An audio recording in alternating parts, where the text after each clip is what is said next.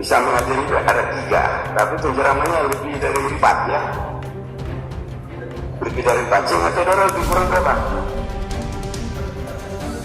6-7 ya, cuma tak tahu namanya. Baik, penceramah. Rizik ini beragendakan penyerahan bukti dari kedua belah pihak. Tim pengacara Habib Rizik selaku pemohon menyerahkan 40 lembar bukti, sedangkan dari pihak kepolisian dari bidang hukum Polda Metro Jaya membawa 1 koper bukti terkait penetapan tersangka Habib Rizik Shihab. Maulid Nabi. Tadi kan banyak yang nggak paham tuh Maulid Nabi itu kan. Karena kan kasus ini kan kasus. Makanya dibubarin. Bubar kamu acara ini, bubar. Dia tak mau bubar. Sana banyak bunga papan. Bahkan banyak bunga itu dari pejabat-pejabat negara. Juga ada kepolisian, ada tentara. Kalau saya lihat pejabat negara pusat, itu bunga-bunga papan itu ada dari beberapa menteri, kayak gitulah. Oke. Ya. Jadi saya pikir ini memang sudah aman, sudah berizin, sudah legal gitu kan.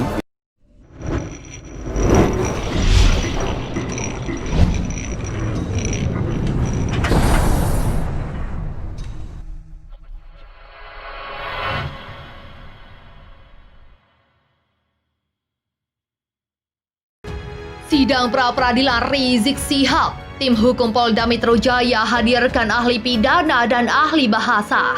Sidang pra-peradilan Habib Rizik Shihab masih berlanjut hari ini Jumat 8 Januari 2021.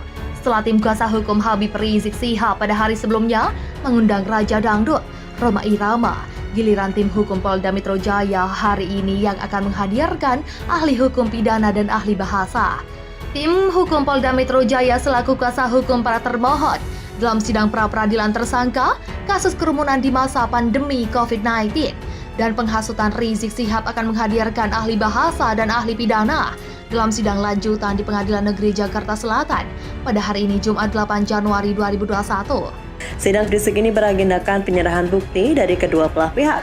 Tim pengacara Habib Rizik selaku pemohon menyerahkan 40 lembar bukti, sedangkan dari pihak kepolisian dari bidang hukum Polda Metro Jaya membawa 1 koper bukti terkait penetapan tersangka Habib Rizik Shihab.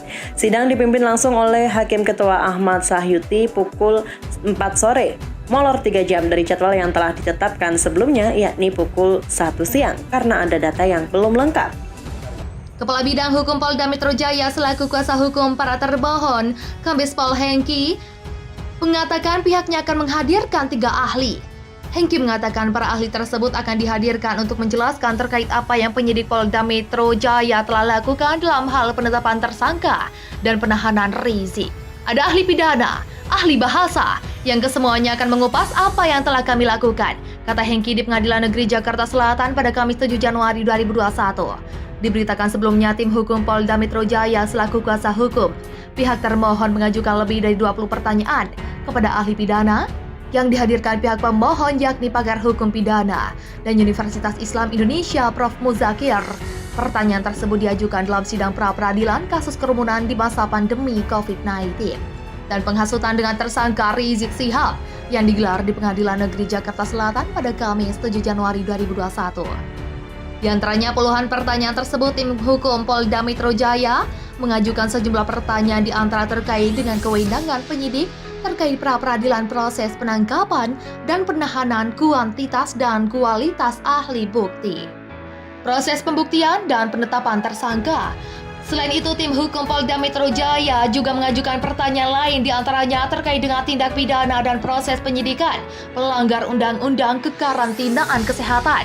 Proses tanya jawab tersebut berlangsung lebih dari 3 jam.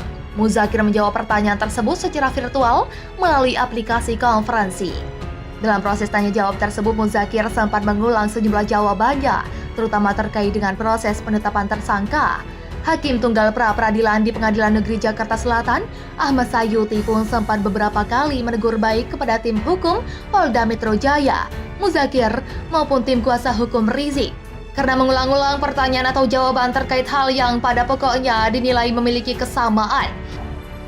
Penceramah-penceramah yang lain itu, sepengetahuan saksi, apakah ada yang jadi tersangka?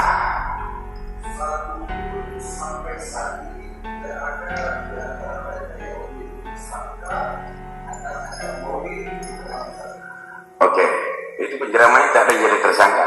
Pertanyaan saya berikutnya, apakah di antara orang yang hadir di sana ada yang jadi tersangka? Oke, saya lanjutkan lagi. Apakah pernah polisi membubarkan acara Maulid Nabi itu? Tidak boleh, kata polisi, jangan acara ini bubar, ada nggak?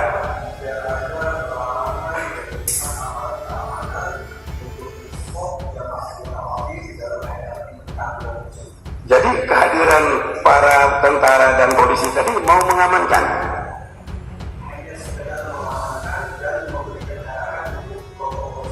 Oh, diarahkannya protokol kesehatan. Kuasa hukum Habib Rizik kembali menghadirkan saksi dalam sidang pra-peradilan di PN Jakarta Selatan, Kamis 7 Januari 2021. Saksi yang kali ini dihadirkan ialah warga asli Petamburan, Abdul Qadir. Salah satu yang dipertanyakan kepada Abdul ialah soal kasus corona di wilayahnya. Ia yang mengaku tidak ada kasus corona di wilayahnya karena acara pernikahan dan Maulid Nabi yang digelar Habib Rizik. Ada tidak sepengetahuan saudara saksi, warga RT setempat setelah acara Maulid terkena COVID? Tanya kuasa hukum Rizik Kamil Pasa. Tidak, jawab Abdul. Abdul meyakini sejawabannya karena sebagai mantan ketua RT ia pasti mendapatkan informasi dari warga jika ada yang terkena corona. Namun hingga hari persidangan tidak ada satupun yang melaporkan hal itu. Sepengetahuannya juga tidak ada warga yang dievakuasi petugas kesehatan karena terinfeksi COVID-19. Ada petugas puskesmas datang jemput paksa? Tanya Kamil. Gak ada, kata Abdul. Yakin? Tanya Kamil. Iya, jawab Abdul. Tidak hanya pihak Rizik. Kuasa hukum kepolisian juga mengorek keterangan saksi terkait kasus corona di wilayah Petamburan. Saksi tetap teguh dengan jawabannya. Di wilayah saksi nggak ada yang kena COVID. Wilayah mana yang saksi ketahui sampai saat ini nggak ada COVID? Tanya kuasa hukum kepolisian. Petamburan Raya RT 1 RW 1. Jawab Abdul. Sampai saat ini tidak ada COVID. Kuasa hukum kepolisian kembali bertanya. Alhamdulillah tidak ada, kata Abdul. Habib Rizik Sihab mengajukan pra-peradilan karena merasa penetapannya sebagai tersangka pasal 160 KUHP dan pasal 216 KUHP tidak sesuai hukum. Sehingga ia meminta hakim memerintahkan kepolisian untuk mencabut status tersebut dan membebaskannya dari penjara.